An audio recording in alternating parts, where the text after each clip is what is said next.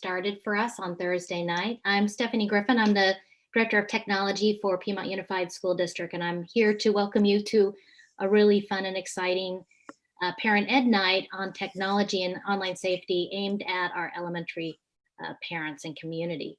So I'm here to introduce Adam Seville.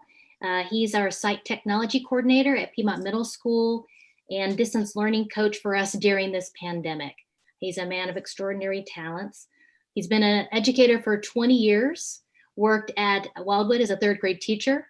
He moved over and took over from me when I left Beach Elementary and worked at Beach for several years, and has been at Piedmont Middle School for the last 5 years. A little bit about tonight and how it's going to work. Adam's going to talk and share some information about our technology programs and how they're working during the pandemic with our kids at elementary level, and how we can partner together to support all of our students through this trying time.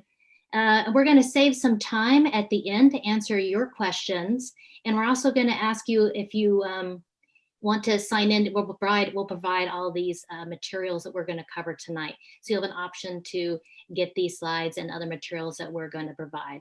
But if you have any questions burning in your mind or anything comes up for you during this presentation, add them to the Q&A down at the bottom in Zoom, and we'll get to those at the end and address those that we can get to.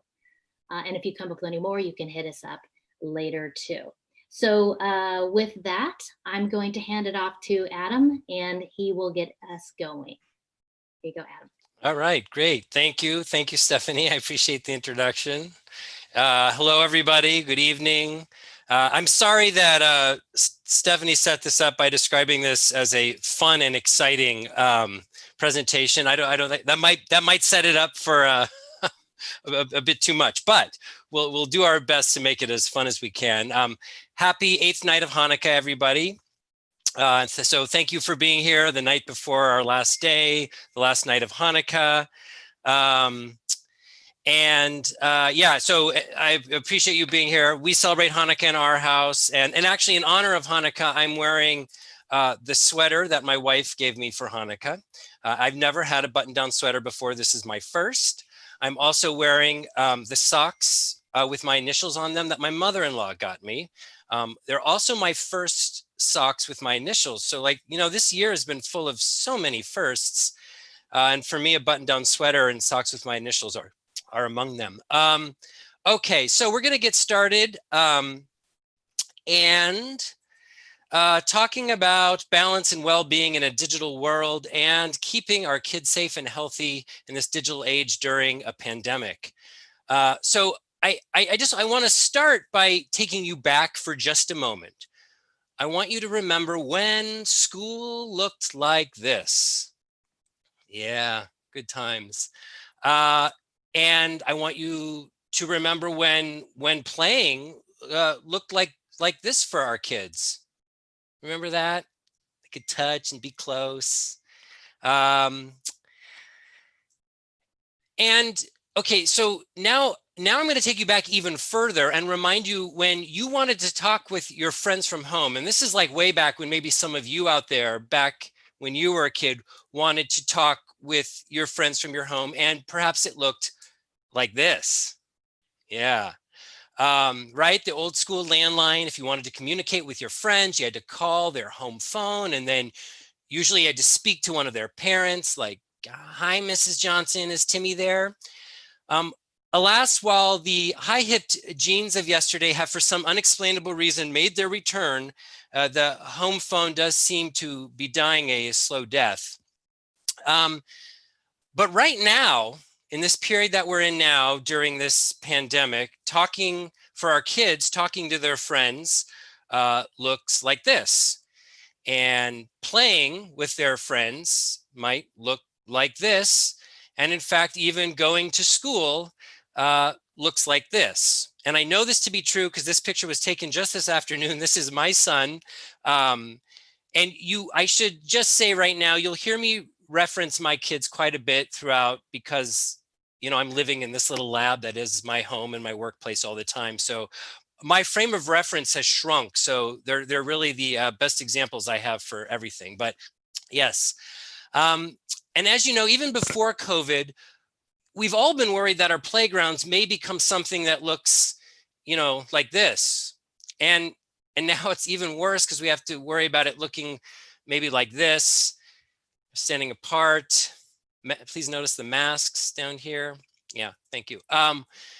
We are in a challenging time right now. We are in a place where our kids are now using technology in so many aspects of their lives, and it can be hard to communicate with our kids about it, or create boundaries around it, or even form a cohesive opinion ourselves about what we think is appropriate or not.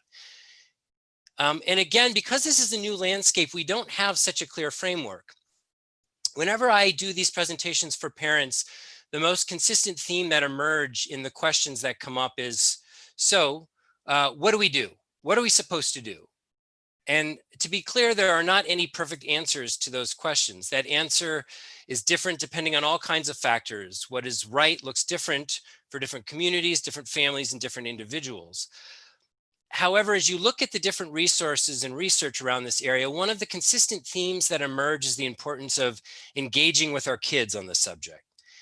And that engagement can look a lot of different ways. But tonight we'll share some best practices and resources with the hope of finding more of that balance that we all seek, or perhaps just reaffirming some of what we're already doing. And while you may think to yourself as we're going through this presentation that it would have been even more useful if it had happened 6 months ago, we're hopeful you'll still find value in it now. And I can also tell you that, the timing of this winter break creates some new challenges for families in terms, especially around an increased amount of unstructured time. In addition, the new year provides a perfect opportunity to reevaluate our norms and goals as a family around balance and well-being. So this presentation pulls from a number of resources. Primary among those resources are Common Sense Media, the Child Mind Institute, the Academy of American Pediatrics, and My Digital Tattoo. All right, so this is some data from April based on a survey by Parents Together. And just as a little data, a month or so into where all schools were moving to distance learning. And this is to say that the survey found that average time spent online had doubled for kids during the crisis, nearly 3 hours before the crisis, and at this point in April, up to nearly 6 hours. 49% of kids were now spending more than 6 hours online per day, compared to only 8.29% before the pandemic. And 26% of kids were spending more than 8 hours online, compared to only 4% before the pandemic. Now, this is probably not surprising to any of us. Why is this? Well, because online, these screens, this is the place kids are doing school. It's where they're socializing. It's where they're playing. And in fact, in most cases, it's become the safest place to do these things because of this pandemic environment that we're in. So with that as our context, I want to talk about what our goal here is tonight. Tonight, we will learn what PUSD is doing to create a safe digital learning environment, discuss what parents can do as partners to support that safe digital learning environment, explore what parents can do to help kids stay healthy and safe during this period of increased reliance on technology. I want to start by talking about some specific in terms of the tools and resources we use in the district. Typically, we don't move to a one-to-one model where every student has their own device, which they take home with them until 6th grade.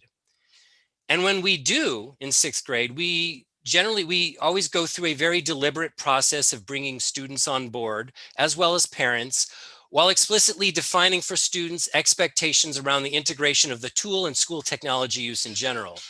In the context we've seen played out over the last 9 months, we have not had the opportunity to do this with students and families as we otherwise would have liked to, particularly with our elementary students. Last school year, in the last few weeks of March, we passed out 500 Chromebooks. At the start of this school year, we passed out 1,100 devices.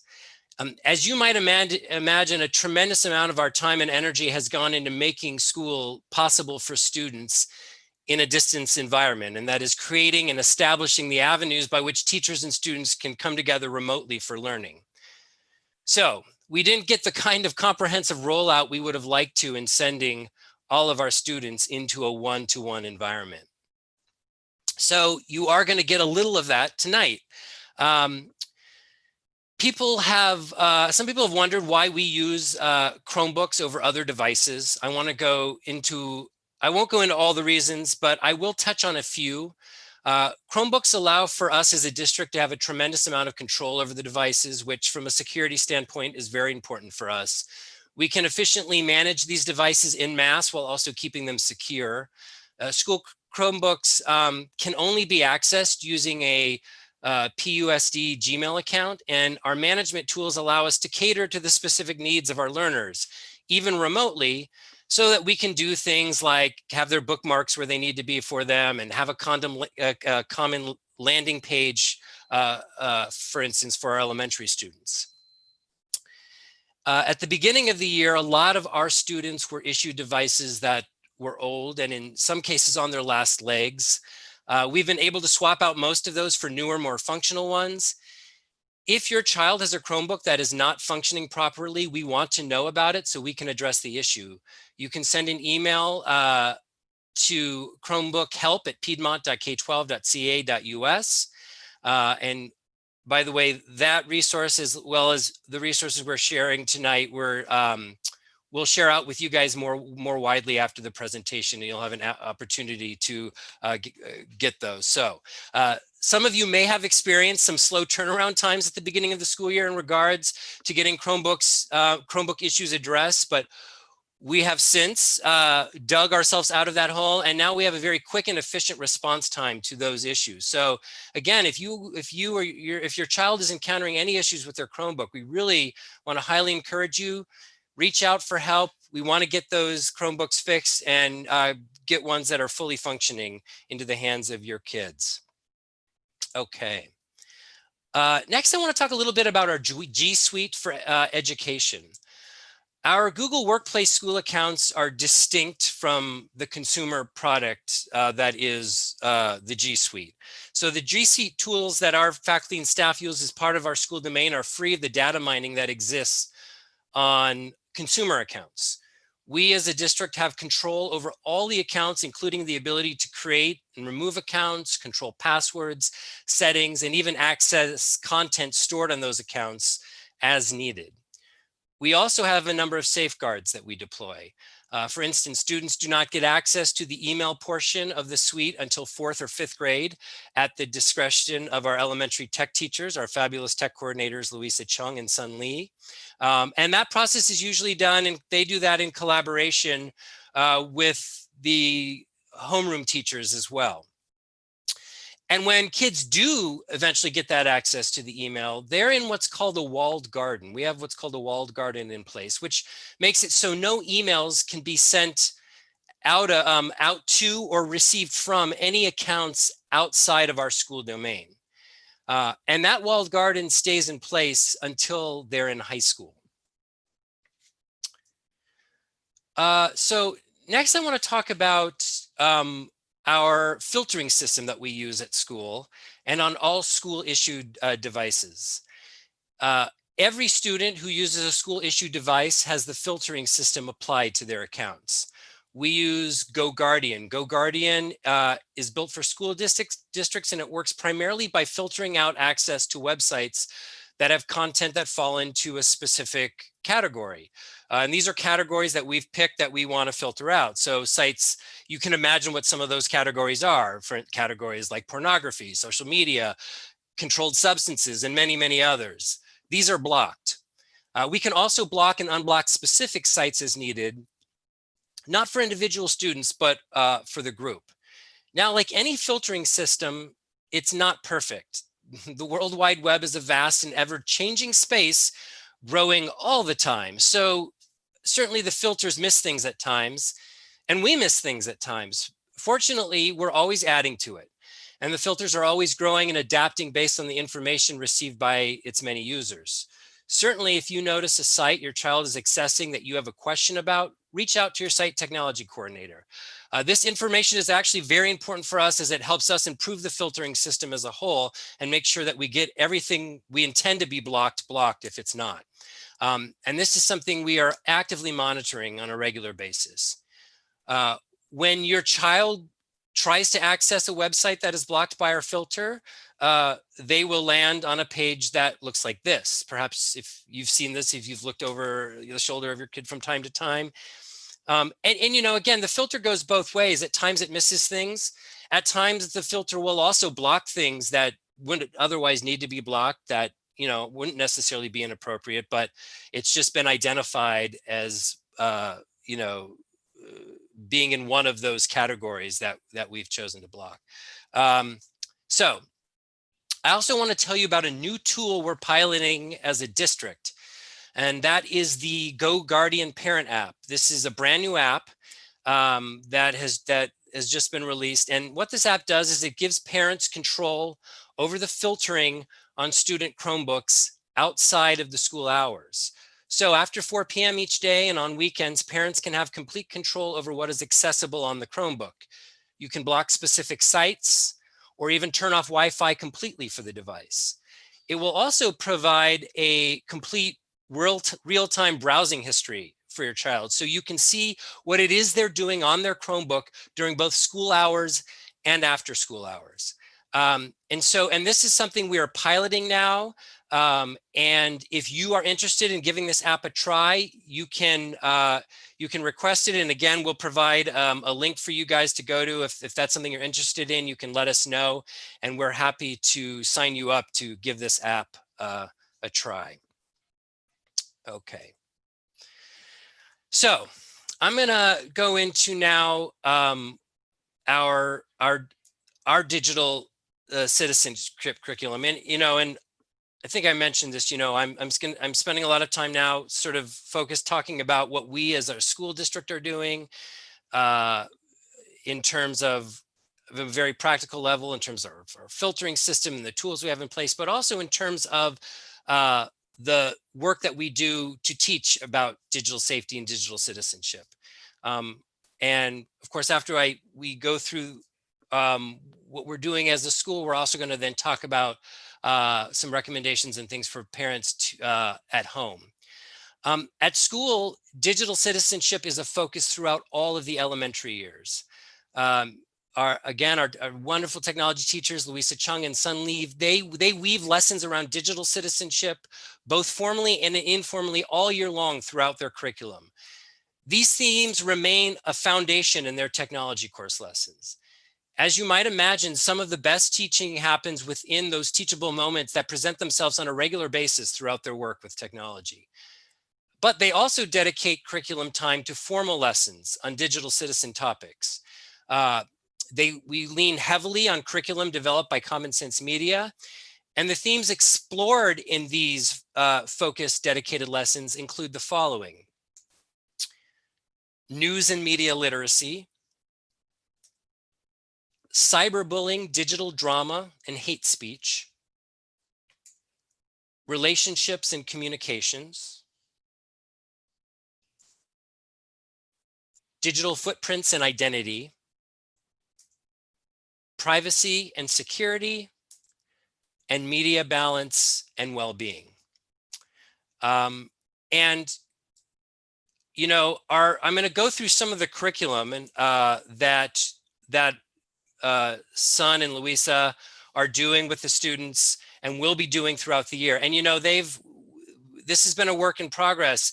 In many cases, some of the things have shifted and they've prioritized some lessons now this year based on the needs that we find ourselves in during this period of a pandemic. So again, but this is to give you an idea of what curriculum is being taught. Some of these lessons have already been done in the computer lab, and some of these students will be getting as the year goes on. So first, let's talk about second grade. So in second grade, for instance, and again, these are just the dedicated lessons. This is on top of all of the many informal ways, you know, these items that we're talking about, and I just want to come back to these things right here, these remain foundational in so much of the work that students are doing in their tech classroom as well as in their homeroom classes. So safety in my online neighborhood. This is a lesson they do, and this goes into how students can go places safely online. We the digital citizens, and these are again the second grade lessons.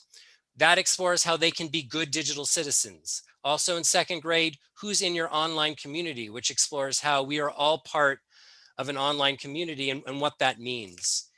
In third grade, lessons will include the following: our digital citizenship pledge, which focuses on the elements that make a strong online community.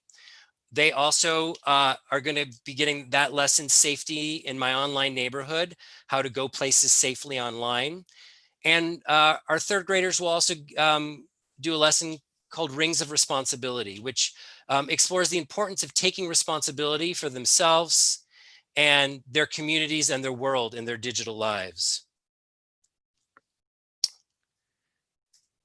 All right, in fourth grade, be a super digital citizen.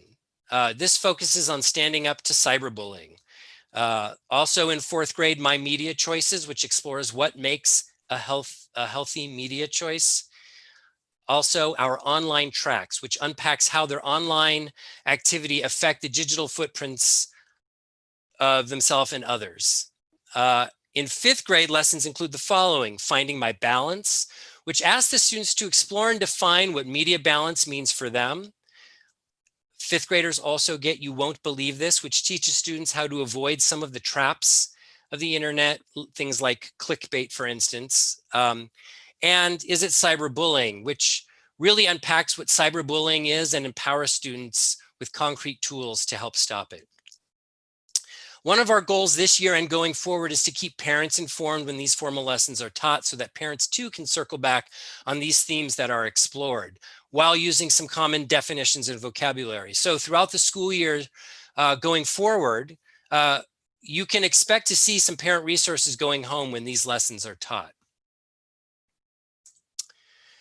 And just to give you a look ahead, you should know that work will continue on these topics. This continues for them throughout elementary school and into middle school.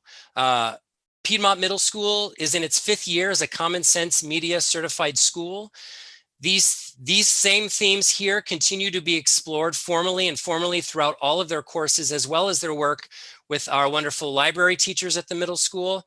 And in fact, over the course of their 3 years at the middle school, they will get dedicated lessons on these topics taught by teachers across the curricular areas. They'll get these lessons in their English and social studies courses, as well as their math and science courses. In conjunction with this work happening within the classrooms, also at the middle school, we host regular parent engagement nights like tonight, on a variety of tech-related topics. Starting in middle school, students are one-to-one, as I mentioned earlier, with devices. So every student will have their own Chromebook that is checked out to them and that will stay with them at all times from home to school. Now, of course, COVID has transitioned us into a quasi one-to-one model at the elementary level, but starting in middle school through 12th grade, students will be in a one-to-one model during non-COVID times as well. We're looking forward to those non-COVID times, aren't we? We are. I am. Okay. So now I'm going to transition to talking about what things can be done at home. How can families partner with us in the work that we're doing at school, at home as well, and particularly with a focus on this very trying time that is this pandemic, where kids are learning and socializing and playing and doing everything from home, usually and often through technology. Boundaries in general are going to look different now during COVID than they did before the pandemic. And we can be explicit with our kids about this. With school and socializing and even more recreation happening on a screen by all members of the family, boundaries are going to be different. I know in my house, some boundaries have been completely turned on their ear. Others have been stretched, while others have remained the same. For instance, we've always had a very clear expectation that bedrooms would be completely screen-free spaces. We've had to loosen up on that quite a bit because when all four of us in our house, each of us are on a video meeting for school or work, we've all needed to carve out our own space where we won't disrupt each other. Or as my wife will tell you, everyone in our house needs to find a place where my inclination towards projecting my voice won't completely disrupt their work. I do get shushed. I do project. If you had to turn down your volume when I started talking, you're not the first. So we've loosened up on some of those rules, but we still have rules where there are no devices in bedrooms in the evening and night. And that is something we hold fast to.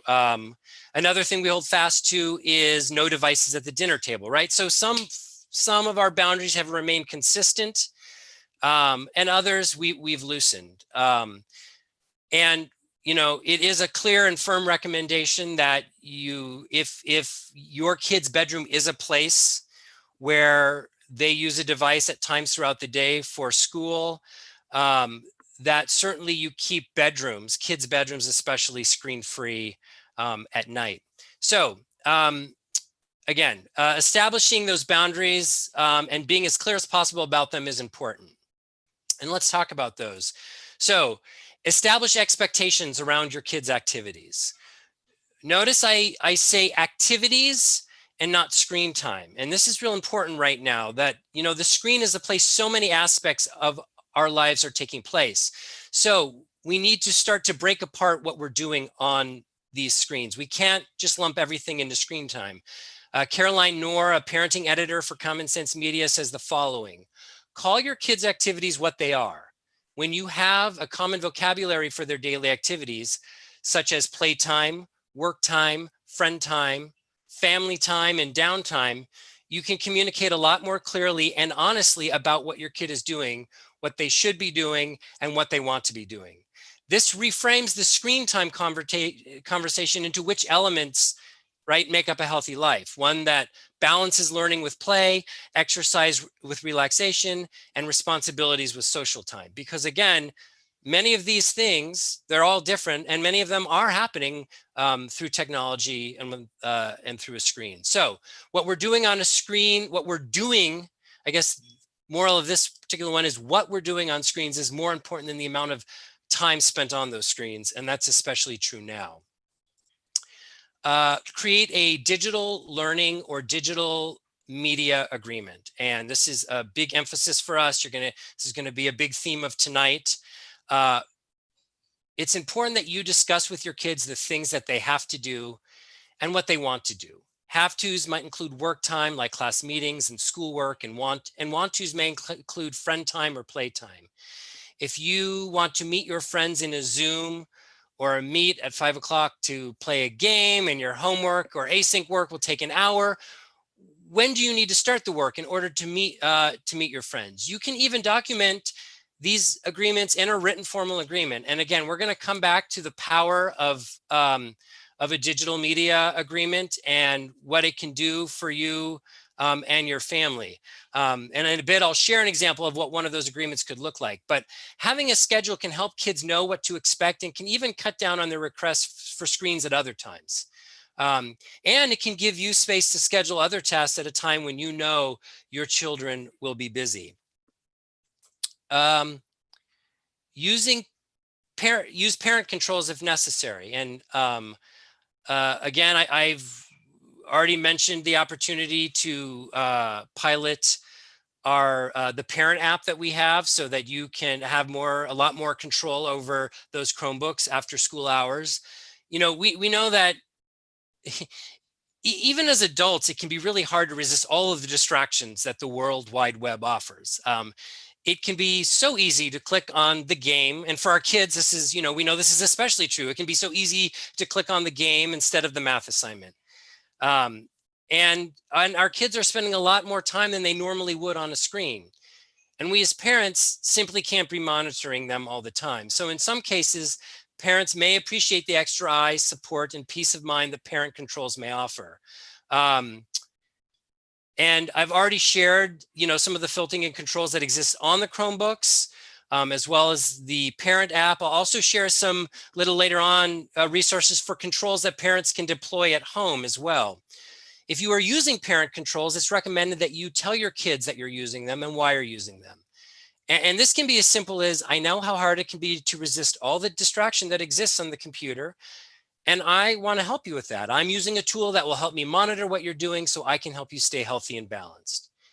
And of course, when you do encounter things on these tools that concern you, it's important to discuss those with your kids. Those become those precious teachable moments. Establish device-free times and zones. Right now, when our devices are infused into so many aspects of our lives, it's easy for them to spill into all aspects of our lives. This was true before the pandemic, and it's even more true now. So lean into having some device-free time. Establish those times and spaces and stick to it. You can even formalize those times and places in your media agreements. Great place to formalize some of those times and spaces. This also creates an opportunity for you to establish tech-free time as a family value. Okay, so boundaries. Boundaries are important. Emphasize social connections. I think we can all agree that ideally our kids would have more opportunities to be playing in person the old-fashioned way. I think we can all agree that especially now during the holiday season, we'd all prefer to be coming together in person with all of our extended family and close friends as we usually do during the holidays. And we also know that right now those aren't safe choices. And yet those connections and relationships are just as important as they've ever been. And technology is currently one of our best tools to maintain those connections in a safe way. So embrace that aspect of technology. Connect with family. Maybe you can't see grandma and grandpa this holiday season, but you can FaceTime with them. This can be great for your kids and for grandma and grandpa. Maybe this is one of the few times each year your kids would normally get to see their cousins, but alas, this year that's not happening. A video meeting can still be a nice way to bring the family together. One thing we know is essential for kids right now is maintaining the relationships in their lives, family and friends. My father and mother-in-law, they live in Ohio and have always been a very close and consistent presence in our kids' lives for their whole lives. But alas, we have not seen them in person for over a year now. That is by far the longest we've ever gone. They've ever gone without seeing us. My father-in-law, Phil, is a retired professor of health education. So this fall, we established a routine where Phil meets with our 9-year-old son, Jude, on a weekly basis and does a health lesson via video. And this has turned into this wonderful bonding time for the two of them. And it's been great for both my father-in-law and my son. And it's also been something that's brought a little variety to Jude's usual routine these days. You know, some kids will initiate these social get-togethers, but some won't. And if they don't, they may be, or if they do, they may be more inclined to schedule those dates with their friends, but not with family. So parents can really play an important role in helping to facilitate these opportunities with both family and friends. Be creative. Work with your kids to find creative ways to connect with friends online.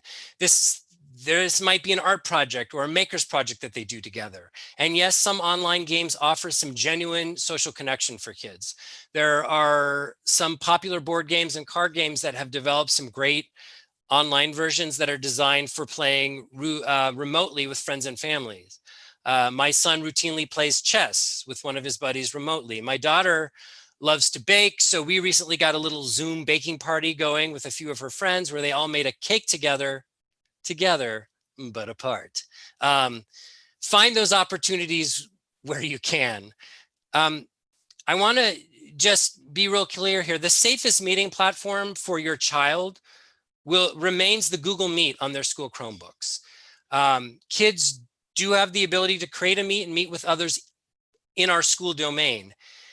And you know, the added benefit and security for us is that we have a certain amount of oversight and that we can access some meet information if the need arises. So again, if your kids are meeting with grandma and grandpa, then you might have another tool or another platform for that meeting. But in terms of our students meeting with each other, the safest place is a Google Meet on a school Chromebook.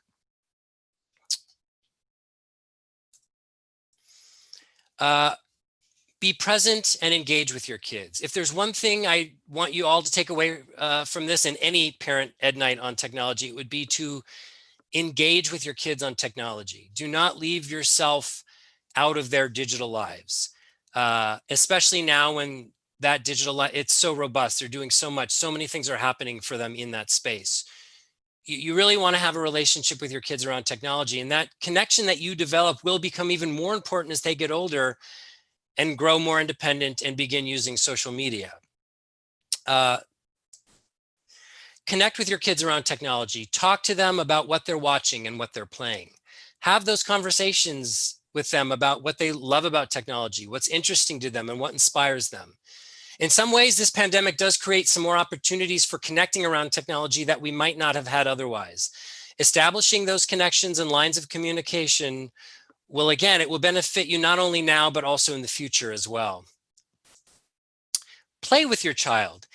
If there's a game they love, play, and I mean, like, if there's a video game they love, play it with them or have them teach it to you. Playing the games your child enjoys yourself can give you deeper insight into what they're doing with their screen time. And as we all know, kids often love to show off their skills and will enjoy the opportunity to teach you. Playing with your kids can be a great way to bond with them. And it also shows them that you value what's interesting and fun for them. And, you know, and of course, if there's a game or activity that they do that you're concerned about, first thing, watch them play it. And this gives you then an opportunity to engage with them about it, to talk about it, and to learn from them about it as well, and also for you to share with them. If this way, you know, let's see, Dr. Dave Anderson, he's a clinical psychologist at the Child Mind Institute, recommends that parents try to avoid criticizing the game or reminding your child of the next thing they have to do after gaming. And also try to avoid asking a ton of questions. Just try to comment on what you're seeing on screen. If your child explains something to you, you can also reflect it back to show you're paying attention. That way your child will get the message that you're genuinely interested in the game and will be more likely to invite you into what they're doing in the future. Check in on their digital social life, relationships, especially in the tween years. And, you know, when we talk about, you know, those tween years, that sort of 8 to 12 range, can be tough to navigate when they're happening in normal circumstances, but can be especially challenging when they're happening solely through text and video chat. Check in on their social lives, find out what tools they're using if you don't know, and discuss the environment in which they're interacting. Who are they interacting with? Are they interacting with people they don't know? They're highly unlikely to encounter these environments on the school Chromebook, but they certainly may encounter these environments on non-school devices. Help them think through any trouble spots and what they might do if they're encountering drama or anything else that makes them uncomfortable. By showing interest, you give them openings to share any challenges. Okay, prioritize wellness. Inevitably, finding perfect balance during this time is going to be difficult, but striving for that balance remains important. Get your kids outside when you can. There is an ever-growing body of research showing that spending time outside is good for our mental and physical health. For children, spending time outside can help mitigate the stress from being home from school, uncertain conditions, and isolation from friends. Dr. Nushin Razani, she runs the Center for Nature and Health at UCSF Benioff Children's Hospital, has done research on how park visits for children experiencing trauma like abuse, poverty, or catastrophic circumstances can buffer the negative effects of those and improve health outcomes and create resilience, including the ability to handle and regulate stress over a lifetime. So the moral of the story is here: go outside when you can. Incorporate physical activity into your routine. Get your steps in any way you can, and help your kids do the same. This can be something to incorporate into your media and digital learning agreements. And technology can even help with this. My kids both have Fitbits, which we found to be a tremendous tool in making sure physical activity is a part of their routine. They each have step goals. And this can also be a place where the creativity comes in as well. My family just discovered the video game Just Dance. And this has become a part of our weekly routine. I don't know if you've experienced this game. I'm going to just demonstrate it briefly for you, but you have these dancers on the screen and you're following them to choreography, to music. It looks like, it looks kind of like this sometimes and like this. And then you do stuff like this and stuff like, anyway. And believe me, if you do that for like 7 minutes straight, it does get your heart rate up. I should point out that I routinely come in last place in that game in my family, so you probably could see why, but I'm improving, so that's good. Brainstorm options. When you're trying to encourage your kids to do some non-screen activities, it can be handy to have an activity menu that you've developed with your child that lists their preferred non-screen activities: crafts, Legos, reading, playing with your pet, whatever that looks like for your kid. This way, when they're feeling bored or overwhelmed, they'll have easy choices ready to go. And again, this can be a great addendum to your media agreement as well. And this can also be really important, again, as we go into this stretch of winter break, where there's going to be so much unstructured time, and finding those spaces, having some of those lists. Okay, there's the things you're going to do on the screen. What are some things you're going to do when you're off the screen? Dr. Stephanie Lee, who is also a clinical psychologist with the Child Mind Institute, says, when we tell kids not to do something, we almost always need to tell them what to be doing instead. So again, when you create those lists and brainstorm those ideas with your kids, it helps create that pathway. Model wellness and balance yourself. Parents really do need to lead by example right now. This is important all the time, particularly when it comes to digital media use, but it's true even more so now. Our kids are pretty much just seeing us right now, and we're the example they're seeing day in and day out, every day. If you make a point of setting aside your own screens during those screen-free times you've established, your children will be more likely to do the same without putting up a fight.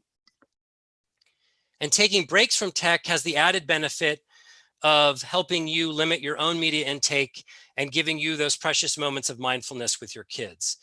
Kids are expert when it comes to sniffing out our hypocrisy, and tweens are especially good at calling out their parents, which, if you're not experiencing that yet, you will.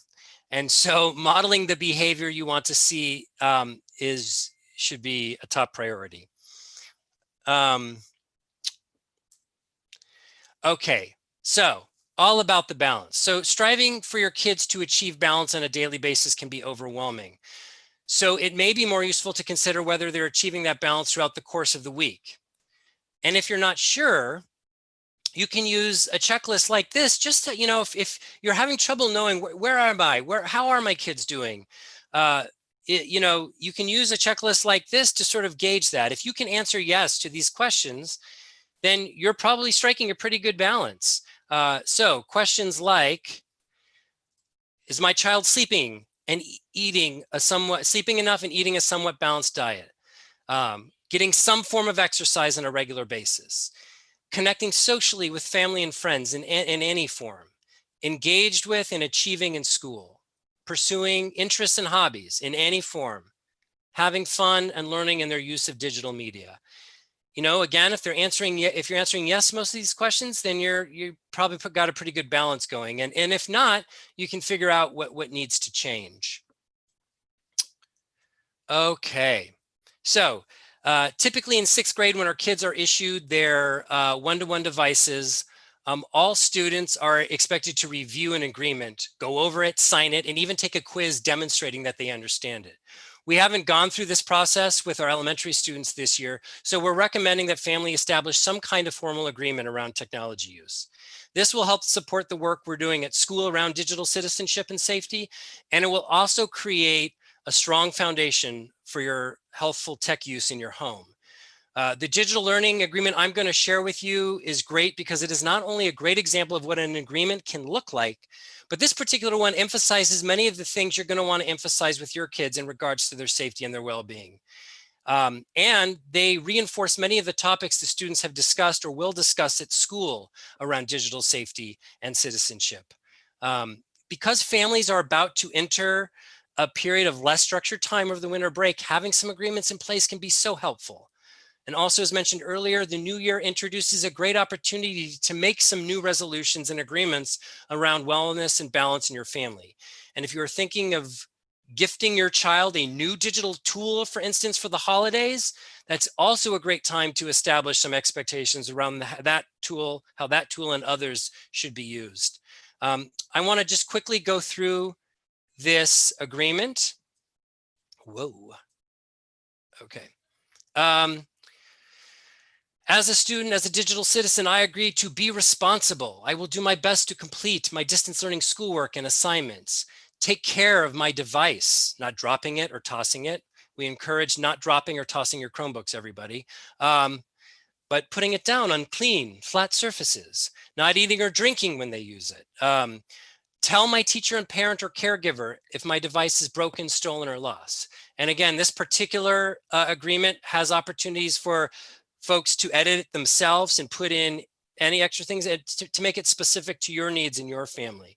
And again, we will be sharing this resource for those who want it with a link. So to stay safe, I will not share my school account passwords with anyone other than my teacher and parent or caregiver. Not create accounts or share private information without my family's permission.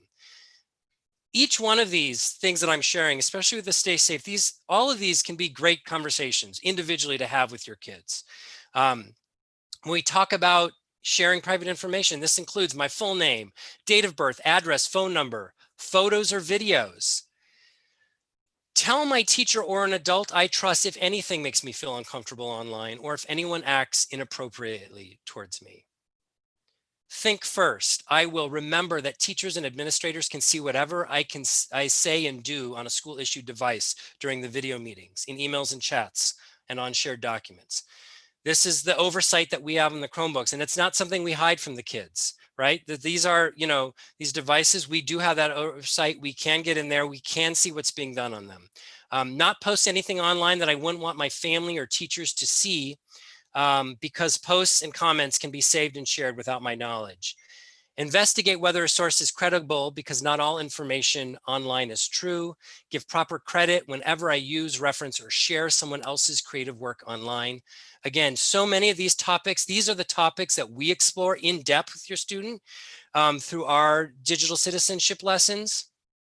Speak up. I will communicate with my teacher if I'm confused about or need help with anything. If I'm having trouble managing my workload, or if I can't access something I need for class, I'll be a good friend to my classmates by not bullying, humiliating, or upsetting anyone online, and also by speaking up or asking for help if I see someone being treated poorly.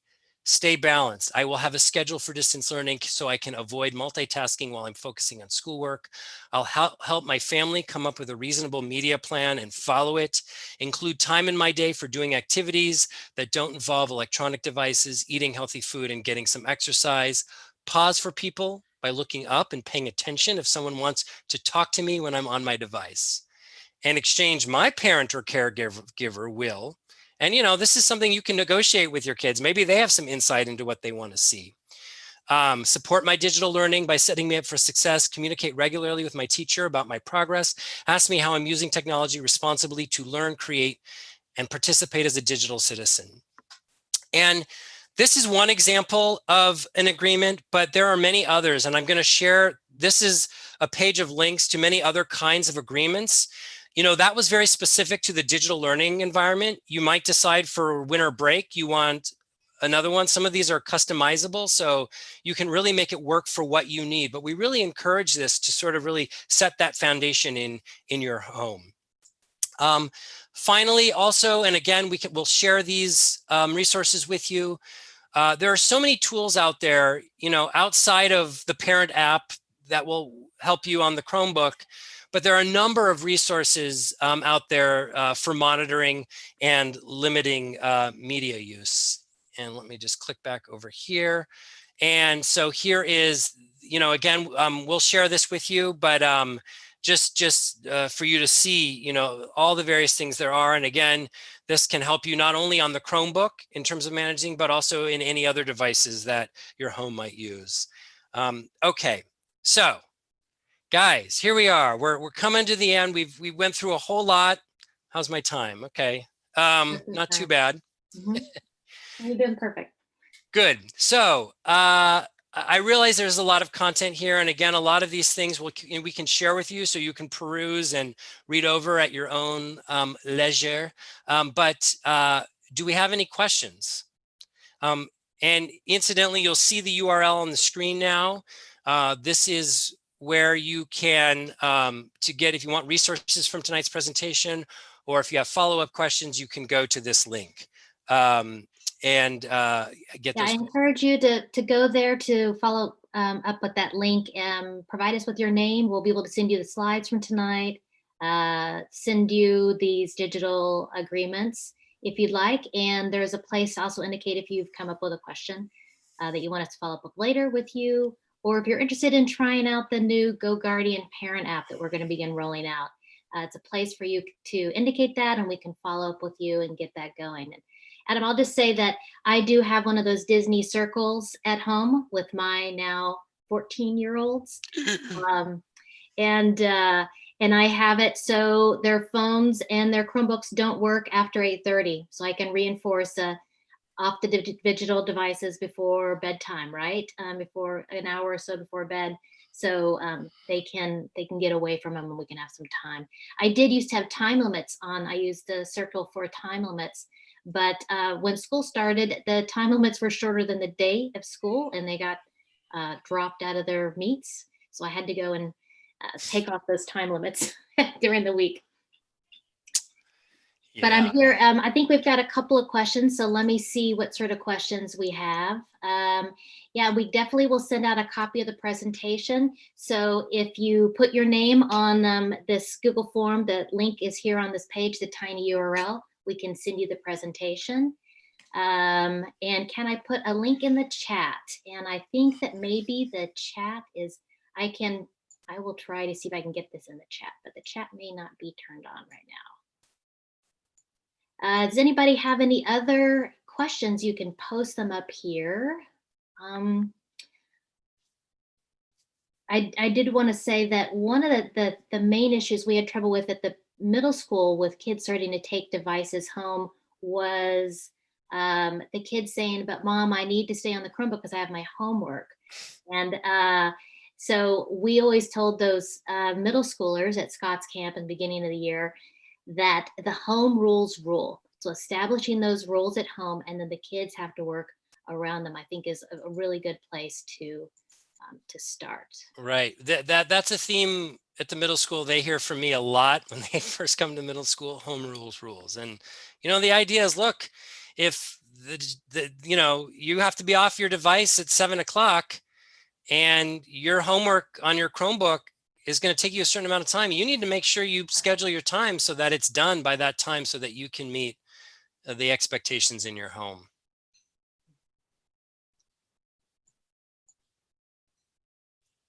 And the chat is turned off on this Meet. So I'm looking to see if I can turn it back on to make it a little easier for you to copy and paste and not have to type that in. At least it's an easier sort of interface, but.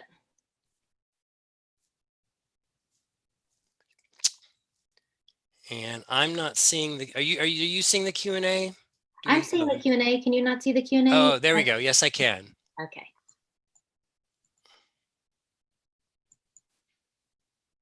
Oh, these are all such easy questions. Not that I'm inviting hard questions, but we'll just go with this. I will also emphasize, and we'll add on a slide here, if you are having Chromebook problems with those devices or a problem with any of your school issue digital platforms or need any help with any of these, we'll include on the slide deck the email to reach out to our tech help desk, which is chromebookhelp@piedmont.k12.ca.us. And we also now have a phone number. So I know there have been times where something happens and you need support right then and there. And we do now have a phone number that you can call, and hopefully someone will answer right away and be able to support you in the moment. So that's and kind of it. we're also trading messenger pigeons.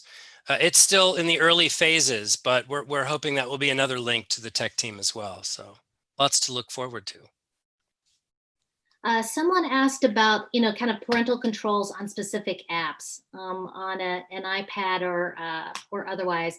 And I will say that the only of the parental controls that that Adam has on this slide presentation, the Meet Circle, which is now owned by Disney, it does allow me to make a profile for each of my kids, and I can say they can have so much YouTube time or so much Fortnite time, and I can control it by app.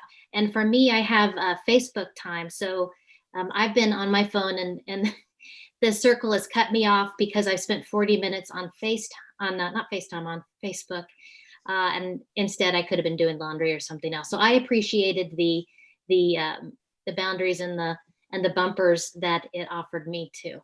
And, and this is as you all might imagine, an ever-growing body of technology where there's more and more on the market to do these kinds of things, obviously, because this is an area of need that so many parents have.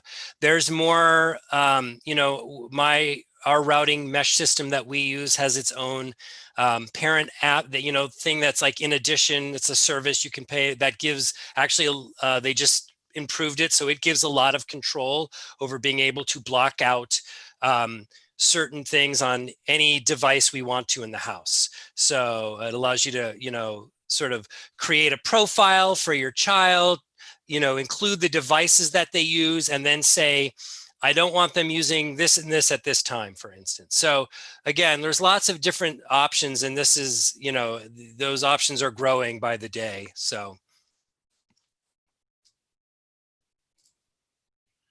if you guys do, Adam, why don't you go back to the previous page, which has the URL on it too. If people do think of something later, you can always, right here, there's a little place to add a question or comment if you have a particular one that we can follow up on. And again, if you sign up here, we'll give you all these slides and more, and you have the option of maybe trying out the Go Guardian new parent app with us, which I'm really excited about. that's great. And if otherwise, I have it being like 7:59 or 7:58. Look at that. So you can continue your Hanukkah fun with your family tonight. Great. They'll be thrilled to hear that. Right. In that case, I think we might be there. I want to thank you guys all for coming. We will try to follow up and do maybe another one of these in January. It's not always the greatest night. We're all busy at this time. So we'll try again in January to offer one of these. And I think also our tri-school parent clubs are maybe looking at some ways we can support this area of need in our community too. I will say that I think our technology program is doing a great job of working with kids to learn how to be digital citizens in this area of their lives. And I'm looking forward to their doubling down on some of these needed lessons as we move forward more into the spring. And I know you guys will all be hearing about more of these as we move into the spring semester. All right. Thank you guys, everybody. Thank you. Thank you, everybody. Thank you for coming. Have a great holiday. Stay healthy. Be well. Mm-hmm. All right.